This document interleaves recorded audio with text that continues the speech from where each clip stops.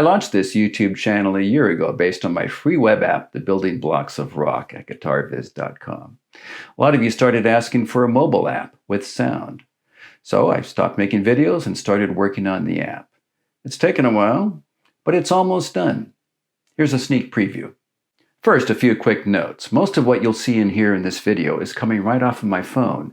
I've got the app installed and I'm just swiping through it as I record the video. You'll still see a few rough spots that I'm working on, like the text, but the sounds are mostly final. Each riff and lick has a sound example.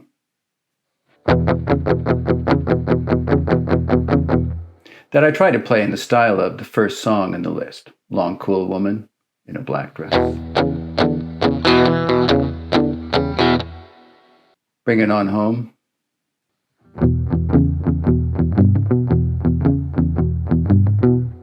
Pride and Joy.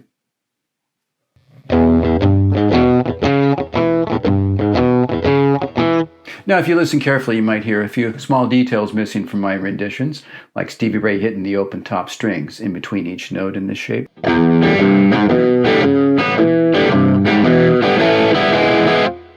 I'm just playing these sound examples in the style of, and I'm only playing the notes shown in the shape. These are the foundation notes, the notes that all those song examples have in common.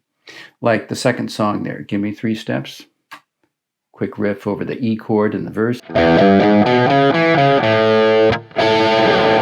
Same notes as Pride and Joy. But I don't have a sound example for Give Me 3 Steps. Right now, any shape in the app, you click on the sound icon, you're only going to hear that first song in the list. Now those were all fixed shapes. They're usually down here by the nut, and they use an open string, so you can't really move them up the neck. Or your mileage may vary if you do. To see movable shapes, click the Movable button. Now you can use the arrows to move the root along the neck. The fret numbers change as you move the root. And just match the song example. Come Together, D at the 10th fret. That's where the root is, and that's where I play the sound.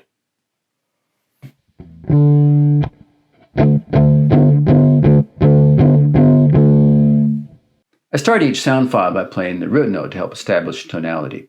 Love Struck Baby is A, the 5th fret. So first you'll hear the A note, and then the riff.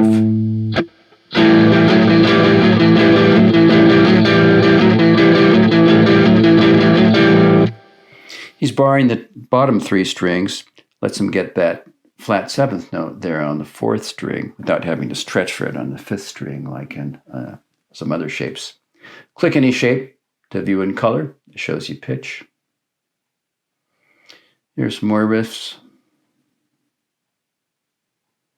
Top string riffs like Pearl Jam, Yellow Ledbetter.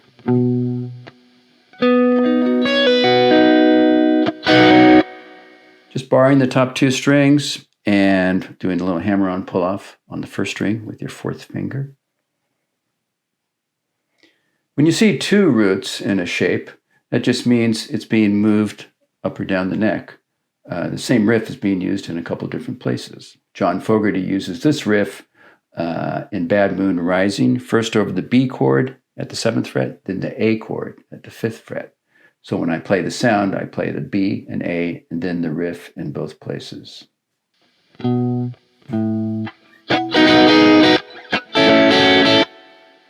Be sure to read the description for more details, like John Fogerty's down-tuned here, so on the record it sounds more like A to G instead of B to A. With any of these riff and lick shapes, it's helpful to compare them to basic chord and scale shapes. See how this one kind of looks like the top part of that basic E-shape bar chord? Specifically this shortened 4-string version, like right here. Bounce back and forth between the riff and the chord. You can see it's just that one note on the 2nd string that's being added, taken on and off. That one note happens to be the 6th. If you go to scales, look at the major pentatonic scale shape. See how there's this 5th and 6th there on the 2nd string? Same as this riff. This riff is basically the sound of bouncing back and forth between a major chord and the 6th chord. Chord, riff. All the riffs I've shown so far are from just one shape family, the most common one, the 6th string root E shapes, played at the same place as you play this basic E shape bar chord. Here's another common one. The 5th string root A shapes played at the same place as this basic A shape bar chord. Again, starts off with the most common ones, basic ones. Like just taking that A-shaped bar chord and lifting your little bar on and off, like Ramble On.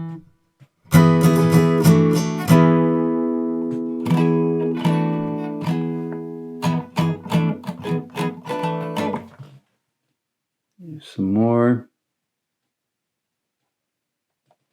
Hammering on with both fingers at the same time, like Long Train Runnin'.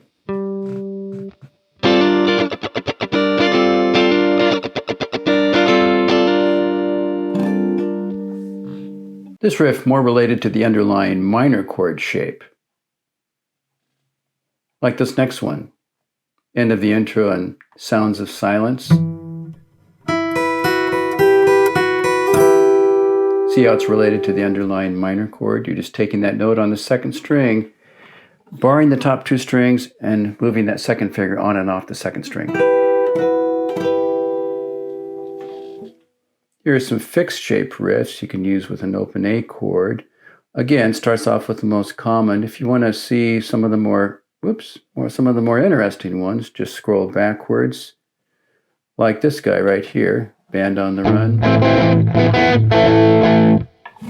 What do Paul McCartney and Ozzy Osbourne have in common? Well, the riff Randy Rhoads plays in Diary of a Madman.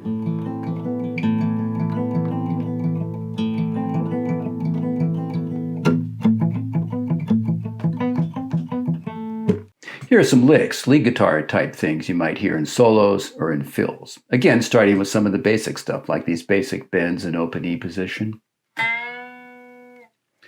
Click on a shape to show pitch. For bends, it'll show you the bend range. This is a whole step bend from the 4th up to the 5th.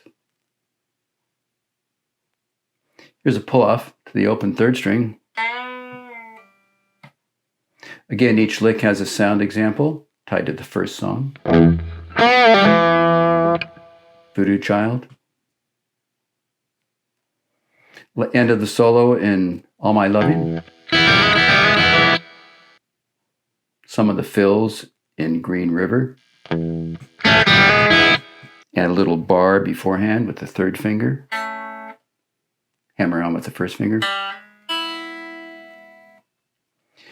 These last couple of licks, they're more related to the underlying chord, that basic open E chord.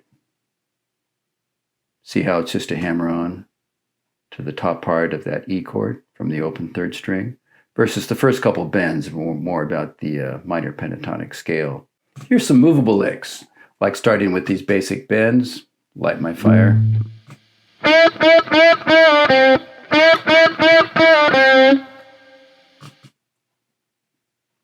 Moving into more bends, lots of bends, basic technique. Here's some unison bends, like the very last lick in Ace of Spades.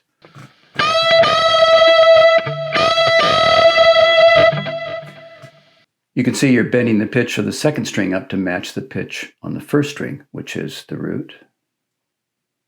Oblique bends, like in the Whole Lotta Love solo.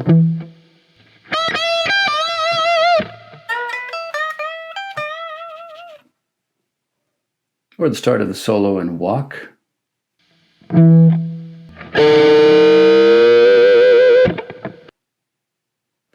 Or the end of the solo right before the quiet part in Sweet Child of Mine. He's bending the string, but he's also barring. Click on the scale. You can see he's just adding a bar with the 4th finger on the top 2 strings, those top 2 notes on the 1st and 2nd strings. Each chord shape also has a sound example, but I don't try to match it to any particular song in the list. Instead, I just strum the chord. All the sound examples within a section are in the same key, so you can more easily compare the sound of one chord to another. Same with scales, I just play the scale. It's not tied to any particular song. Left-handed view, mostly done. Here are some examples. One thing I'm realizing is the root map, that little neck down below the shape where you can use the arrows to move the root along. that should also be flipped to match that left-handed view. Brian, if you're listening, something we should work on. I'm working with a few people on this. Developer, designer, never could have done it myself. Mobile app has lots of moving parts.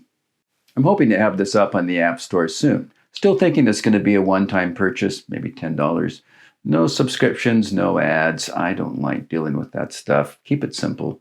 Buy me a drink, figuratively speaking, and you'll get my ongoing updates to the shapes and sounds. The app still needs to go through more testing first. I'll be opening it up to beta testers soon. If you're interested, keep an eye on my community page for updates. And if you're anywhere within a couple hours of the San Francisco Bay Area and you'd like to get together in person, let me know.